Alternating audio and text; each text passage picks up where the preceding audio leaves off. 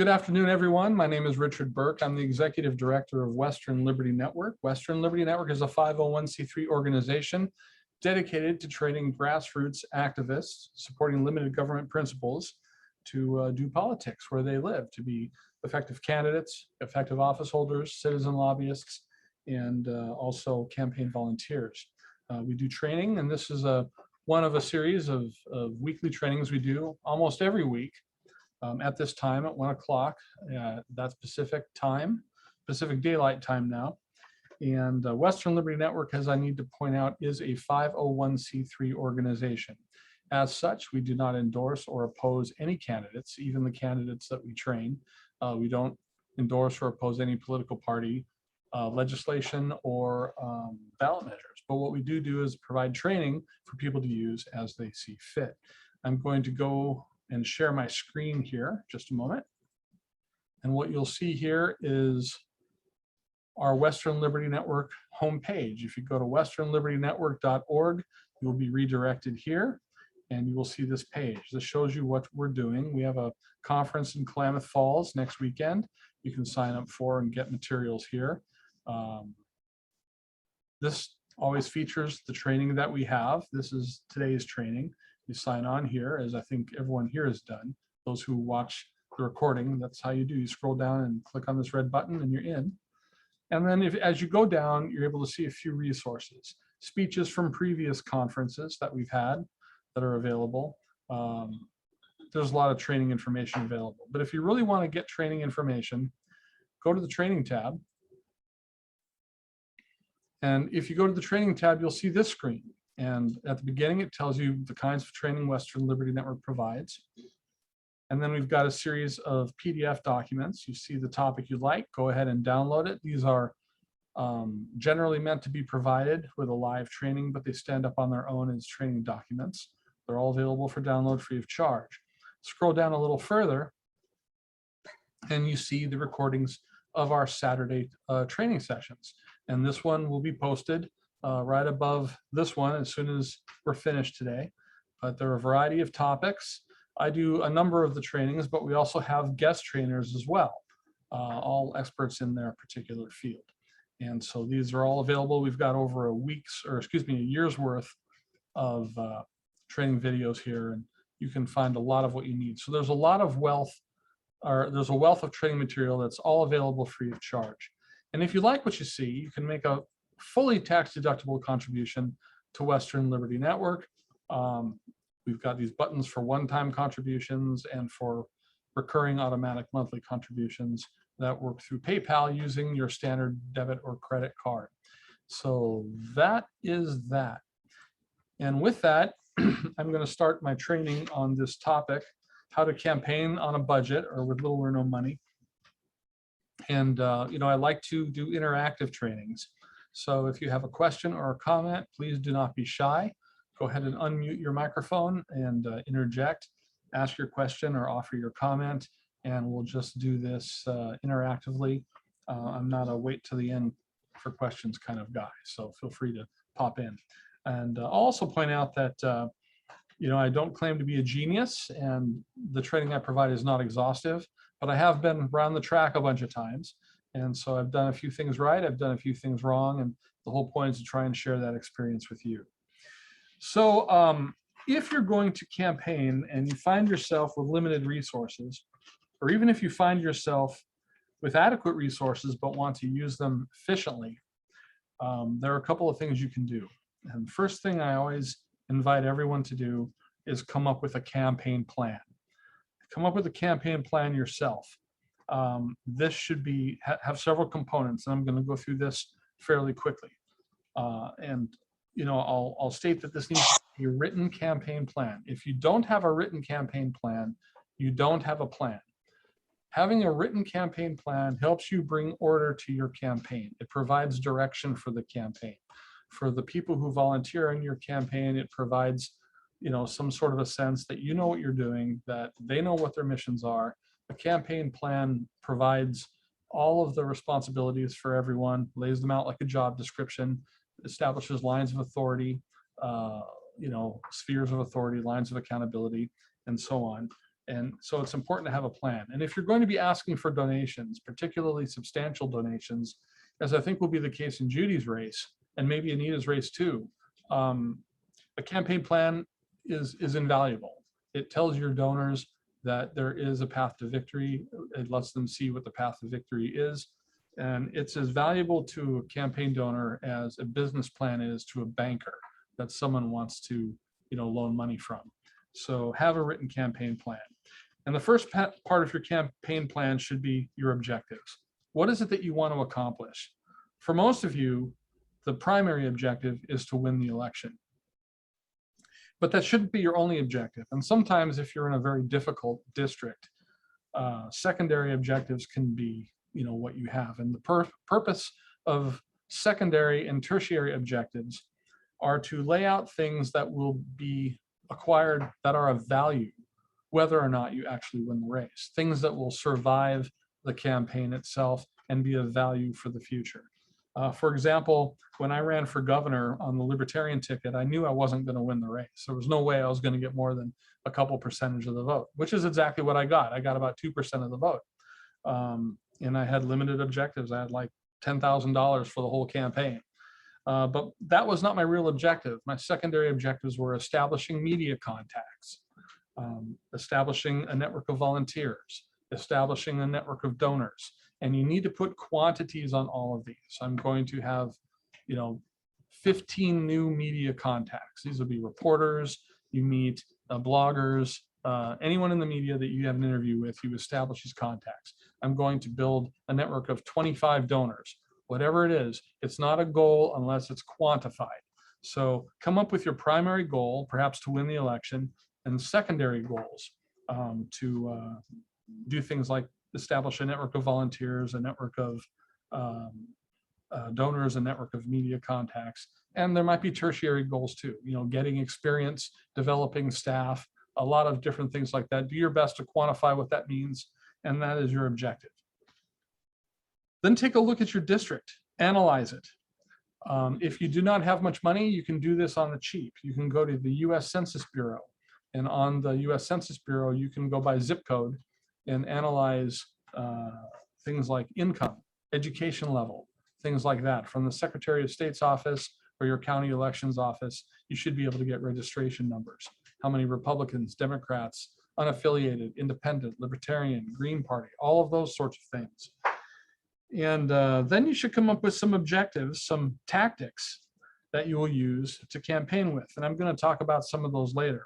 If you have a significant budget, you might want to do things like direct mail, television, paid internet ads, things like that. But I'm going to be talking about some things you can do that cost little or no money.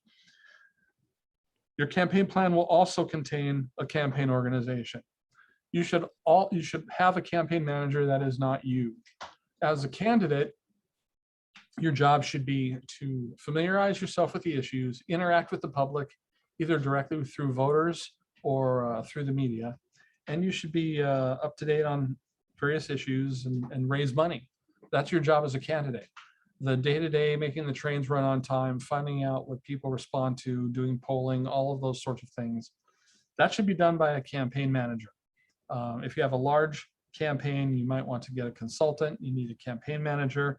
Now, if you have an underfunded campaign, these might be volunteer positions. There are a lot of good campaign managers out there who believe in the candidates that they work for, that volunteer their time. You might want to have somebody who is a social media consultant, somebody who will do your web page, who will do your Instagram, your Twitter, your Facebook. You should have that as well. You need to have somebody who can do campaign finance. If you're going to be spending money, you need to report on Orstar. It's going to be important that you have someone that knows how to do that and monitors your checkbook. I always advise that the candidate should never be the treasurer, because if there are mistakes that are made that the Secretary of State fines your campaign for, you never want the candidate to be the one who gets fined. That provides ammunition to your opponent, who can say, look, how are they going to handle the city finances or the state's finances when they can't even handle their own campaign finances? If it's a volunteer treasurer who makes the mistake and gets fined, it's much more politically palatable to say, well, this is a volunteer, they're working with me and we're getting it straightened out. It's a lot less politically damaging than if it can get stuck directly on the candidate. Anyway, your campaign plan needs to have campaign objectives, an overview of the district, approaches or tactics that you will use, and we'll discuss those in a moment. Some kind of an organization, people who will be working in your campaign and what their responsibilities are and who they are accountable to, what their lines of authority are. And you're going to have some kind of a campaign budget. Whether your budget is $0 or whether your budget is $100,000, you need to have a campaign budget. And you're going to, include all the things that are there. Paid media costs, expenses, office if you're going to have an office. But if you're running a low budget campaign, you might not have any of those things. You might just have a voter pamphlet statement. You might just have some of the grassroots work that we're going to talk about in just a little bit. And then finally, as a part of your written campaign plan, fundraising. If you are planning on raising any money, have a fundraising plan. Tell people, how you're going to have a budget, whatever that budget is, whether it's $1,000, $0, or $100,000, you've got an amount that you want to be able to spend. And then the fundraising part of the campaign plan tells people how you will raise that money, from whom you expect. Maybe not names, specifically names, but types of people and organizations that you expect will support your campaign. Some people self-fund their campaign. A lot of people can't afford to do that. A lot of people don't run money. I've run several campaigns with no money. I've run a number of campaigns with a couple of $1,000. I've worked on large, well-funded campaigns, but it doesn't matter how big or small your campaign is, how much or how little you're spending. You need to have a written campaign plan with all of those main points. Now, in the chat window, in a little bit, I'm going to provide a list of this for you that you can download and look at yourself. And so if you can bear with me for a moment, I will bring those up.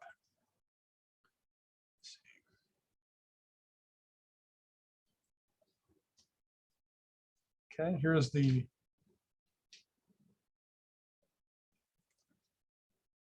copy to desktop, and then I'll go to this one, copy. And this other one I'll have today. Okay, so right now I'm going to attach the file.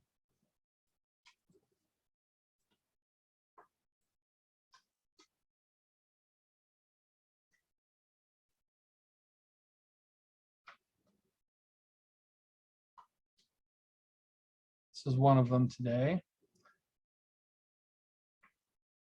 And then the other one.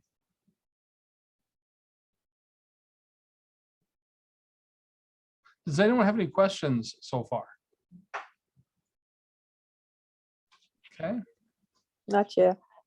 I know, Judy, you've run for campaign, or you've run for office before. And yes, I did run for city council, and it was obviously a low budget campaign. I got together with 2 other of my colleagues, and we just did ads in our local newspaper that said basically go with experience, with our 3 names under there with paid for by. mm-hmm. And I think we spent $300 on the campaign. Yep. And you can win. You're not always going to win with a limited budget campaign, but it's possible to do. It has been done before. Okay, in your chat windows, you should see the documents. Those who are viewing this recording, there will be links next to the recording where you click to play it, where you can download these documents. One of them is a campaign plan overview. We have a full training on writing a campaign plan. This is just the overview, and I really blasted through the elements of a campaign plan just now. And I do that because if you're going to run a campaign, you need to have a plan. And what we're going to go into now are things you can do for little or no money. And this is, I'm sorry, I don't see them in the chat. Okay. Me too, everyone. Yeah, they're there. I can send them again. I was able maybe to download them. I have one. I have 2 actually. Yeah, I have 2 too. Yeah. okay, maybe I'm on the phone, that's why I cannot see it. Oh yeah, if you're on the phone, you won't get the file. Send me an email and I'll email them to you directly. Okay, should I just put it in the chat box or my email? Yes, that'll be fine. Okay, thank you. And I'll send it to you directly. Awesome. Okay. Or you can go to the training tab, scroll down, within a few hours after this conference, and you'll have links where you can download them directly. Okay. So now what we're going to have here is we're going to talk about things. Richard, can I make a quick Yes, statement? please. I wanted to let you know I was looking all last night and a lot of the training links are all broken. You can't pull up stuff. Yeah, I'm aware of that. We are, Okay. and I thank you for reminding me of that because I am in the process of reorganizing it. You know, after getting a year of these videos and dozens of these documents, I'm realizing I need to reorganize it and put them in different directories. And that means, of course, I have to reestablish all of the links for the documents in their new locations. So I should have those links restored by Monday, but thank you for letting me know about that. In the meantime, if you need any particular training documents, just email me or text me, and I will be happy to provide them to you directly. Okay. One of the things that I encourage people to do is have an individualized media campaign. Campaigns often have their own media campaigns, political parties have their own media campaigns, but there's no reason why individuals can't have their own media campaign. And that involves several things. First of all, a good old-fashioned letter to the editor campaign. These things are great. Not a lot of people get newspapers delivered at home anymore, but the ones that do are very high percentage voters. And when they look at the letters to the editor, they usually look at the first paragraph and that's all you see. So what you'll want to do is find out all of the newspapers that are generally available in your area. I know like in Bend, it's the Bend Bulletin, the Source is the weekly liberal paper. The Oregonian and sometimes the Statesman Journal are generally there. The Redmond Spokesman, there are a bunch of them there. Find out how to establish a letter to the editor in each of them and put them in a sheet that you can hand to volunteers. And so what they will do as part of their media plan is come up with a schedule to deliver letters to the editor with topics. And what I always encourage folks to do to make sure that the odds of getting published are high and the odds of getting edited are low is to have very simple letters where you have basically four things. The first thing is what you want them to do. In your case, since you're running for office, Judy, it might be, I'm writing this, dear editor, I'm writing this letter in support of Judy Trago for state representative. Then your next sentence is one reason why. Judy Trago is, as a member of Chamber of Commerce, Judy Trago is plugged into the community and can really help our district. Or something like that. One reason, just one sentence. And then the third sentence is a repetition of the first. And for this reason, I urge everyone to vote Judy Trago for state representative. So you're going to tell them what you're going to tell them, you're going to tell them, and then you're going to tell them what you told them in 3 basic sentences. And then the fourth thing you put down is your name, but not just your name, because who cares what your name is? It's your name that, who are you that somebody should listen to what you say and value your opinion. And that involves some kind of a title. If you're a PCP, put that down. PCP, Deschutes County Republican Party. If you are a member of the Kiwanis Club in town, put, member, Kiwanis Club of Sisters. Whatever it is, put down some kind of a title that lets people know that you are plugged into your community. Now, if you call yourself a member of something, you want to be very careful that you're not speaking for the organization unless you're actually authorized to speak for that organization. I had this challenge when I was a commissioner on the Tualatin Valley Water District. And so what I would do is begin every letter with speaking for myself as an individual. I would support, in this example, Judy Trago for state representative. Second line, I support Judy Trago because she has integrity.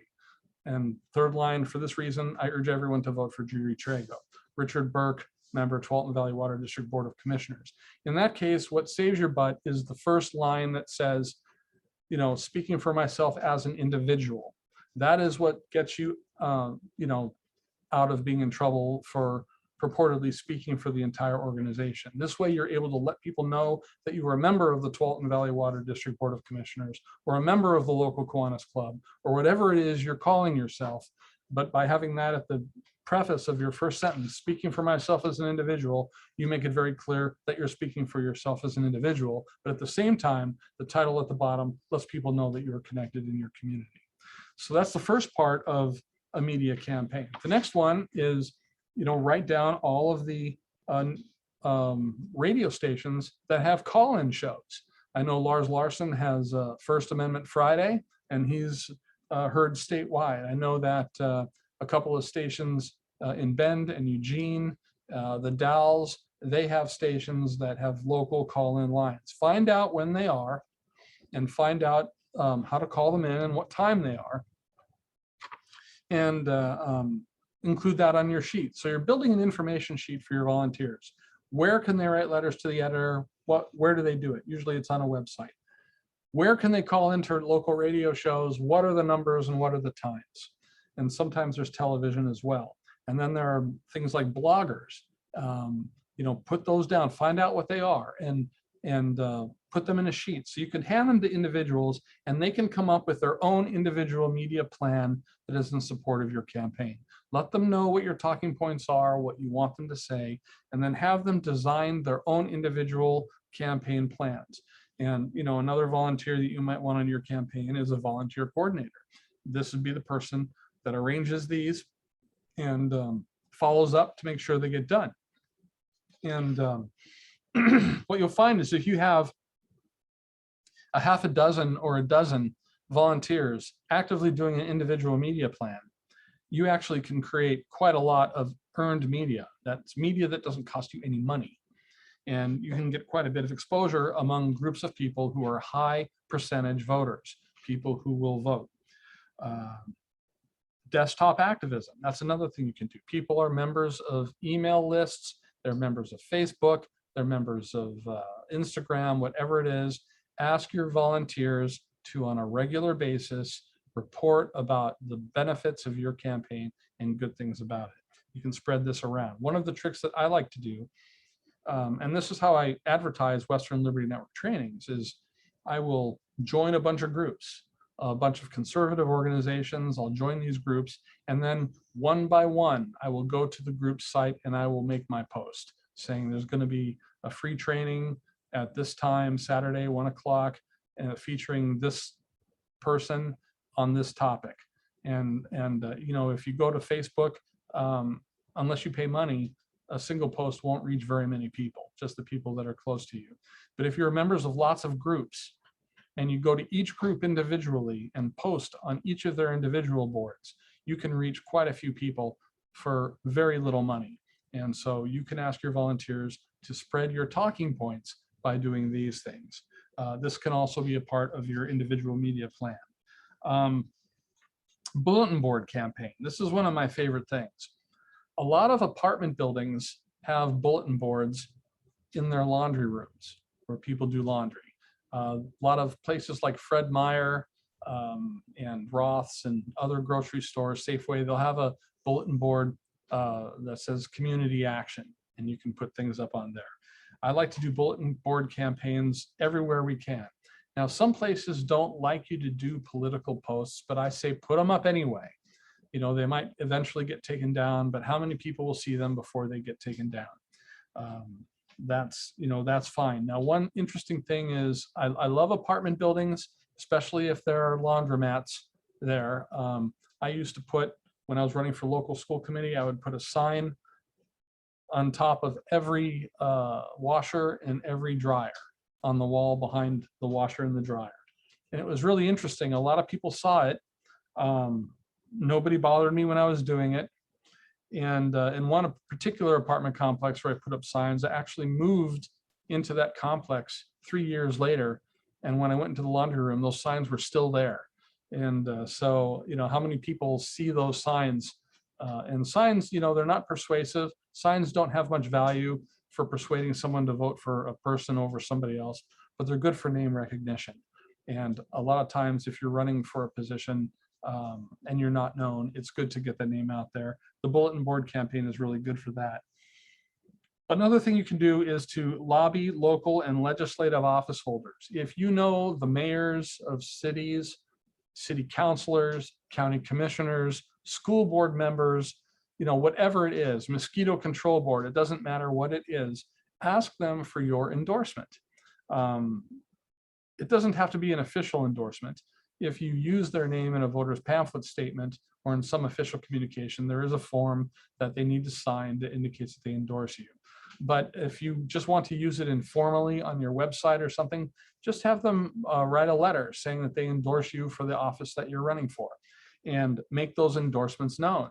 Now, if they're willing to endorse you, you've got a political ally. If they're not willing to endorse you, ask them why. It's perfectly reasonable to ask them why. And there might be some good reasons not to endorse you. Maybe they don't support you. That's a good reason, right? Or maybe they do support you, but they are afraid of offending a particular constituency or creating enemies on other members of the board, whatever it is. If whatever the reason is, even if it's a silly reason or a spineless reason, you will learn something about that person. And you'll learn something about dealing with that person once you're elected. You're going to learn how much courage they have, how much they're willing to stand by you, what it is that it's important to them, and what it is that'll make them fold. It's an education. But if you get their endorsement and make that known through the website or through your social media or whatever you're doing, it's valuable and it doesn't cost any money. And if they say, no, I won't endorse you, find out the reason why, and that'll be educational and that'll be of value to you as well. Any questions so far? No? Okay. Another thing you can do is hold on. Yeah, go ahead.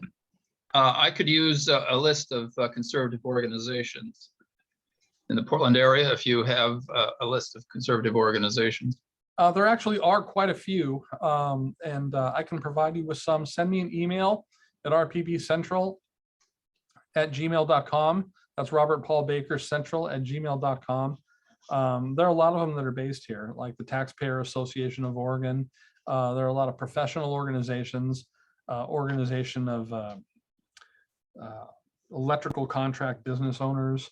There are a whole bunch of business organizations that have members who, basically were kicked out of Portland because they were too conservative. I mean, there are a lot of them out there. I think Oregonians in Action is still working. They're out there. And so go ahead and send me an email, and Monday or Tuesday, I'll get back with you on a list of some organizations. Are you a candidate, Patrick? Pardon? Are you a candidate? I am. What are you running for? State representative in District 28. Okay, excellent. So we've got at least 3 people on this call that are running for the state legislature. And so that's fantastic. It's an honor to have you here. I had a quick question too, and Yes. I'm showing as Terry Bacon, but I'm Tina Bacon. Richard, I've spoken with you before, but Yeah. I'm actually the campaign manager for Steve Dillard that's running for District 5 Commissioner in Clatsop. Right. And I was wondering on that piece that you were just speaking about, so is it best to get those contact information going to all the municipal sites and looking up every municipality, district, and entity? I mean, is that where we go and search all those out? You mean in terms of asking office holders to endorse you? Yes. That's one thing you can do, but people who are in office typically aren't going to just endorse you because you ask them. They need to know you a little bit. Well, and we're coordinating meetings. We're trying to meet with almost all of those entities to become a well-rounded candidate. Yes. That's kind of our goal right now with our campaign. I think that's a great idea to meet the people. You can, and I'm going to talk about, excuse me, I'll talk about this shortly. Excuse me. But I'll skip one here and go right to testimony before public boards. A lot of these public boards have an open communication section where you can talk about things that are not on the agenda. And a lot of these public boards are broadcast on cable TV through the local media access channels, public access channels, and some of them are covered by local newspaper reporters, although they're getting rarer and rarer. And I encourage candidates to go to public boards, especially ones where it's being televised or covered by the news, and basically just using a couple of minutes to say, hello, my name is so-and-so, I'm running for this position.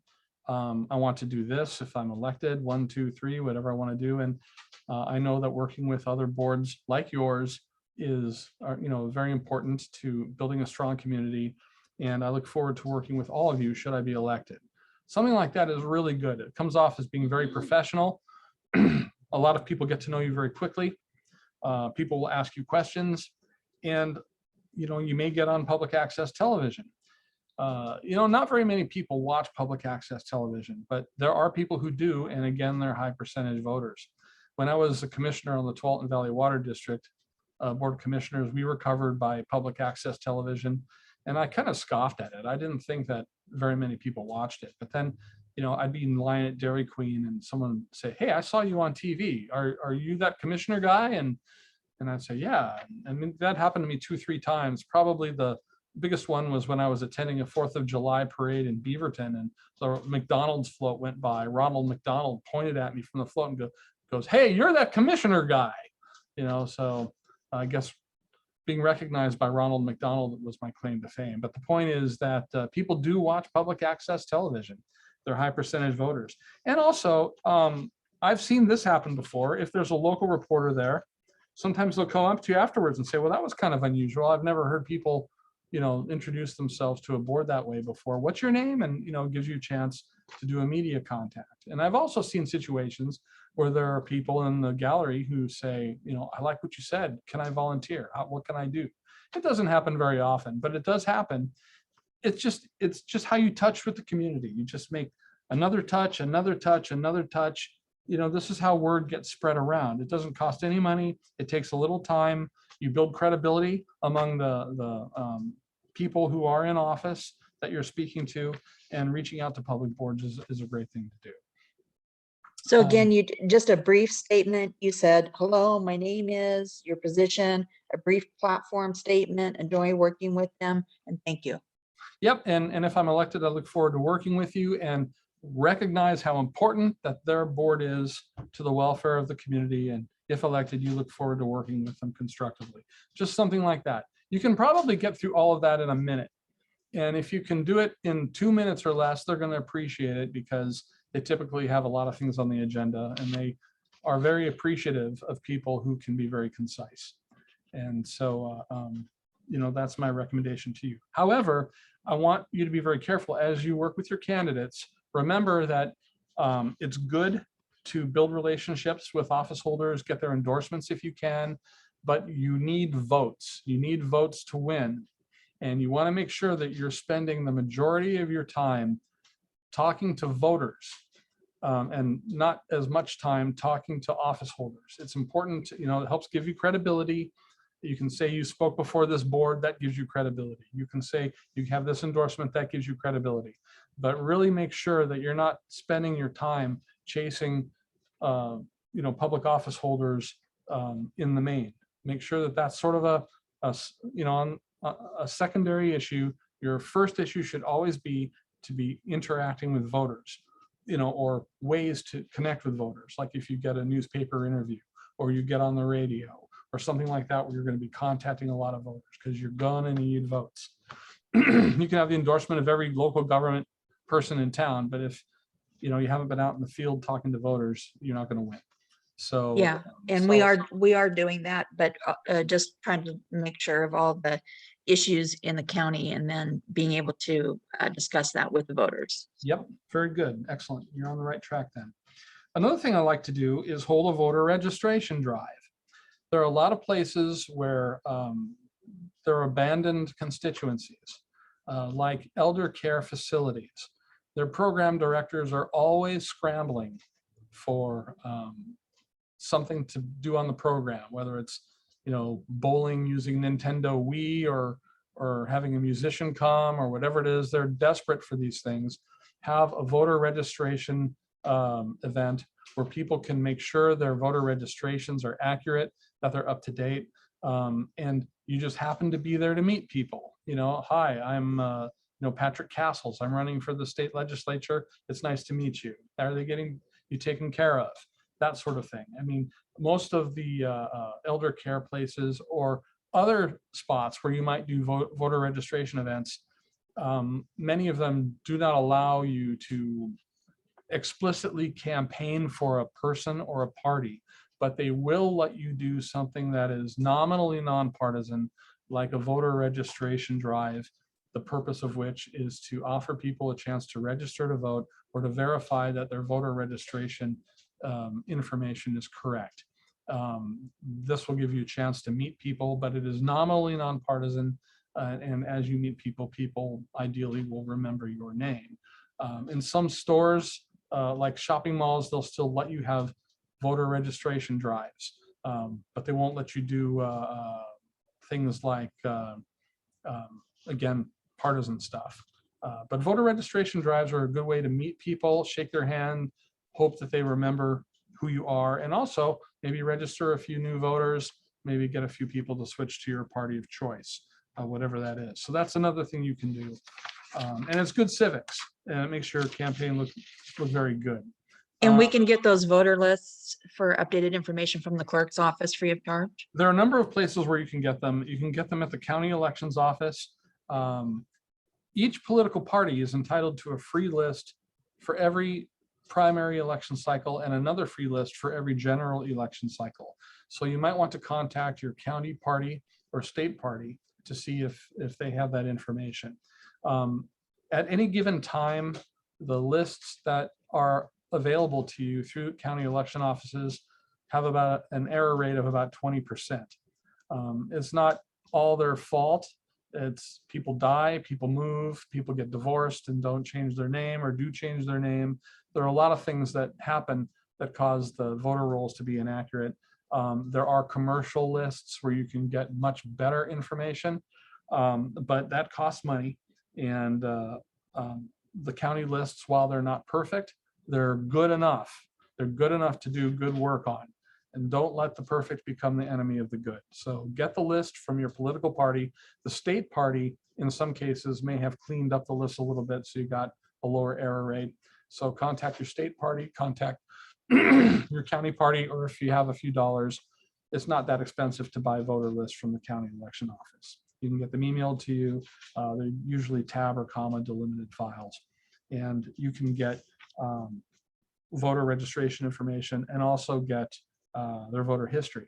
So when you are doing voter registration verification things, like at an elder care facility or something like that, you can use this list to, oh, Mr. Smith, okay, yes, your first name is George, okay, yeah, I have you here. Is this your correct address? Is this your correct party registration? You know, that sort of thing.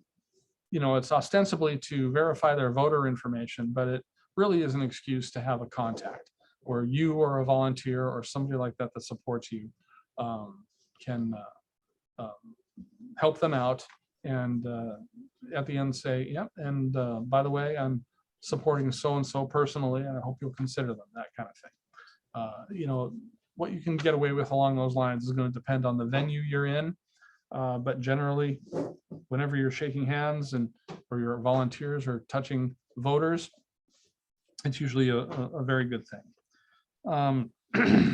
Do they allow wearing like a little badge or something that gives the candidate information?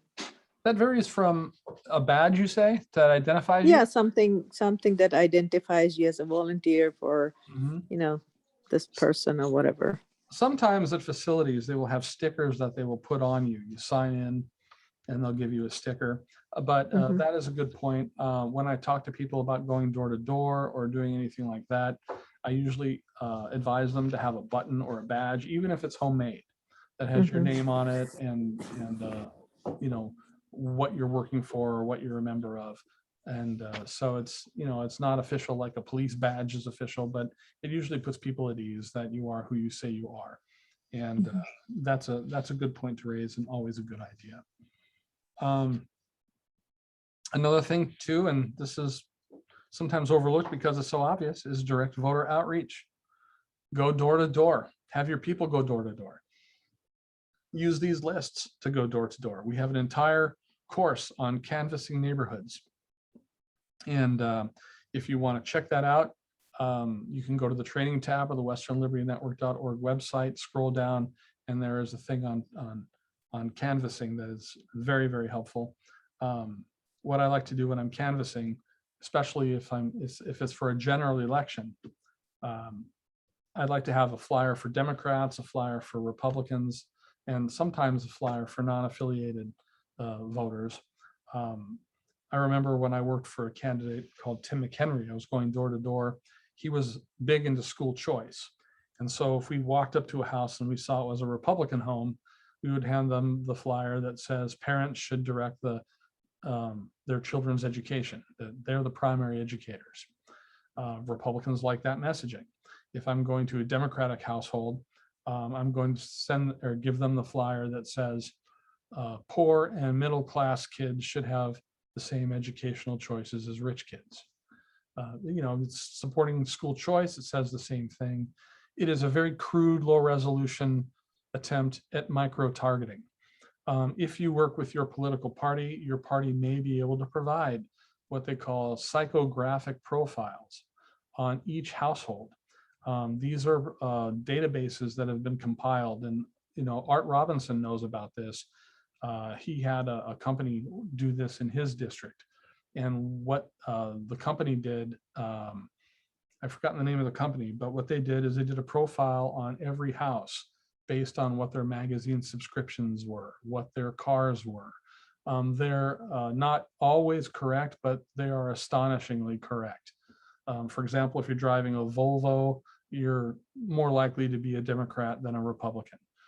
If you're subscribing to Guns and Ammo magazine, you're more likely to be a Republican than a Democrat. What they have done is taken this information together and put it together. And your state party may have information that's useful to you along these lines. So you can target homes with particular messages as you do a door-to-door campaign. And it's very expensive to get this information on your own, but if your state party or someone like that has already gotten the information, it may be worth it to you to ask them for it and use it if you can do that. Phone banking is always good. It's hard to get phone numbers. Get them from your state party if you can, but phone banking is good. When I worked for President Trump during the 2016 primary campaign, we had 2 offices open, people making phone calls every day, all day. And there are just thousands and thousands of phone calls. But door to door is really the best way to persuade people. If you're running for a grassroots office or even state representative or state senator, nothing is as persuasive as standing across a door jamb from someone, looking eye to eye, asking them for your vote. Even if it's not you, even if it's a volunteer, they've had a personal contact with somebody. And then, of course, direct voter outreach. You should have your own Get Out the Vote campaign. From what I've been able to see, none of the political parties really have a very good Get Out the Vote campaign. If you're running a campaign of your own, you should have one yourself. And what I encourage people to do is, similar to the individualized media campaign, encourage them to do an individualized Get Out the Vote campaign. And what you do here is you ask your volunteers to get out a piece of paper and write down the names of everybody they know that can vote in your district. Their family, their friends, their coworkers, whoever they are, and who they do business with, their dry cleaner, their lawyer, all of these sorts of things, organizations that they belong to. If they belong to the local Optimist Club or the local Elks Club or whatever whatever they belong to, and then go over these items on the list and find a way to contact them and let them know that they need to vote. People generally, if you're like me, I have a few friends who are misguided liberals, but most of my friends are conservatives or libertarians. Most people are friends with people that are roughly similar to themselves. Birds of a feather tend to flock together. So contact people and ask them to get out the vote. We have a separate training on individualized Get Out the Vote programs. What we've learned is that when you ask people to vote, they are 72% more likely to vote, according to a study done by Stanford University, if they do 2 things. One, when you're asking them to vote, tie the act of voting to their personal identity as you would a religion. So you might say something like, "Hi, Bob. Yeah, I'm a Republican. I know you're a Republican. You've been a Republican for like 20 years, haven't you?" "Yeah, I've been a Republican all my life." Right? That's a part of who they are. Remind them of that by asking them that question. That makes the act of voting part of their identity. It ties it in. You say, "Bob, yeah. hey, I'm giving you a call. I'm a Republican. I know you are too. Or maybe you're a Democrat or Libertarian or something else, whatever it is. And say, I know we've got, you've been this for a long time and we've got an election coming up. And I think that this is a good election. This is an important one to vote on. Don't you agree? Well, if they say yes, that helps. You're halfway there. And then the second thing that increases voter turnout is when they have a plan. So if they agree they're going to vote, say, well, ballots went out last week. When are you going to send yours in? If they say something as simple as, well, my wife and I, we're planning to do it over the kitchen table next Tuesday while we're eating dinner. That's a plan, right? So if they have a plan and you've tied the act of voting to their personal identity, there will be 72% more likely to vote according to Stanford University. So leverage your personal networks. If your political party, your county organization or state organization does not have a well-organized get out the vote plan, or even if they do, augment what they're doing or not doing with one of your own, using the volunteers you will be collecting and assembling through your primary campaign and through your general election campaign. Give them the get out the vote training document that is available or will be available very shortly on the westernlibertynetwork.org website. And there's also a worksheet you can download. Each worksheet can do 2 voters. That lets you write down what they say, when they're going to vote, did they vote, are they registered to vote, and then a second contact for a follow through, that kind of thing. So it costs very little money or no money to ask your volunteers to do an individualized get out the vote campaign. It costs very little money or no money to ask them to do a door-to-door knocking campaign or a phone campaign using their own cell phones. Most of the cell phone plans now are unlimited minutes for domestic use. So, just have them charge up their phone and burn it. And of course, the individualized media program. It doesn't cost any money to ask your people to write a series of letters to the editor, to different newspapers, to call in to Lars Larson and local talk radio, and to do those things to develop an individualized media campaign. If you have a volunteer coordinator on your campaign, you could have them coordinate. If there are like 10 people that you have that are willing to do letters to the editor and phone call in, have them schedule it for different weeks, coordinate it, different messages. If you've got people that are going to go to public meetings and talk during open communication, it doesn't have to just be the candidate. It can be anyone who supports a candidate. Schedule those out. What are the messages going to be? How are they going to be? You can cover a lot of ground very quickly. The sign campaign, the bulletin board campaign, costs very little money beyond copies. There's a lot you can do there. Can I ask a quick question? Yeah, please. You mentioned about not only the candidate going to public meetings, but did I hear you say volunteers as well? And if that's Sure. correct, what kind of statement would they present then? They would say, remember, you can talk about anything that's not on the agenda during open communication. So if I were a volunteer working for, say, Anita, I would say, hi, my name is Richard Burke. I am a volunteer for the Anita for Senate campaign. And the reason why I'm here tonight talking to you is because I know that Anita is interested in building the community. And like myself, Anita knows that working with organizations like yours are key to building a good community, and that if she is elected, she looks forward to working with you. The reason that Anita could not be here herself tonight is because she's giving a presentation before another group, but she thought it was very important for someone on her campaign to make contact with your board. So that is what I have to say. Thank you very much for your time. Something Awesome. like that. And is this video, just because you're giving so much awesome information, how soon is it going to be available to replay the recording? This video will be up within a couple of hours. I get downloaded from Zoom, and then I put it up on the training tab of the westernlibertynetwork.org website very quickly. And Right, thank you. it'll be up very soon if you think it is useful. And so if you were doing not a candidate, I mean, if you're a candidate, this is true, or if you are working on a ballot measure campaign, submit a voter pamphlet statement. I know that Judy has just done so because I helped her with it. I assume that Patrick and Anita have done a voter pamphlet candidate too. Now, this isn't free. If you're running for state legislature, it's it's $750, good chunk of money.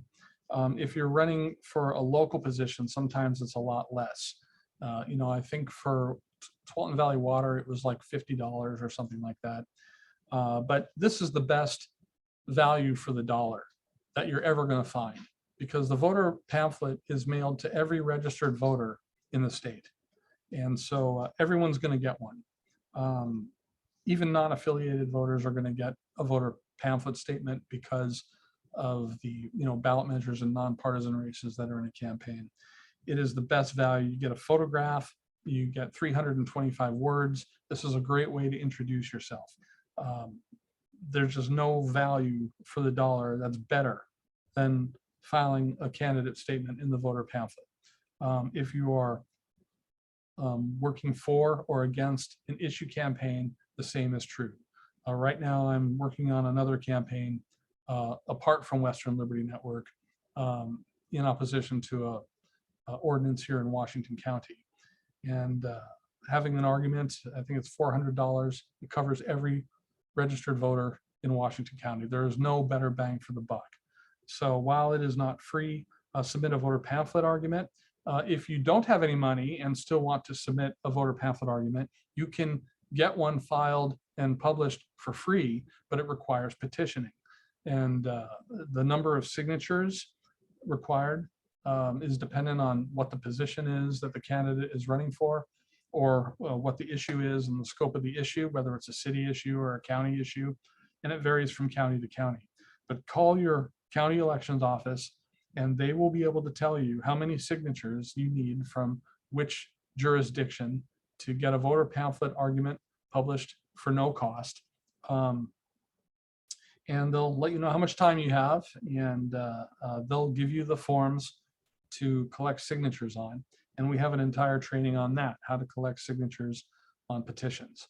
That is available from the westernlibertynetwork.org website. And I think we also have a video on that on the training tab. Then there is the sign campaigns. You've seen these. They are people at busy intersections or on bridges that are waving signs or holding signs that say vote for this person or that person, or vote yes or no on a ballot initiative. A lot of people see these things. They're usually done close to election day. It wasn't an election campaign, but yesterday I was in Lake Oswego. I was driving downtown, and at the corner of 2 blocks, there were about 20 Ukrainians at each block that were demonstrating for Ukraine. And, they were very noticeable. They had flags. They were handing out stickers and flyers. And I've seen candidates running for office and people that are in support of or in opposition to ballot measures who have done this. They're very visual, very noticeable. It's good for photographs. You might get on TV. It's happened before. People will honk their horns, but it's a good way to have some visibility right before election campaign. There are also signs that you can ask businesses to put up. Some businesses are reluctant to put up campaign signs because they don't want to offend somebody that disagrees with whatever the sign says. But not all businesses are that cautious, and some will put them in. Ask, and just getting visible. You've got to make copies, but it's very inexpensive. And then finally, whether you're a candidate or whether you're running an election campaign for a ballot measure, I always encourage everyone to hold an election night party. It is important to hold a party to say thank you. It is important for volunteers to tell their stories, for volunteers to sort of share experiences with each other. It's an educational event. It builds camaraderie, and it builds sort of the fabric for what you might want to do in the future, whether you win or lose. And always find a way to call it a victory.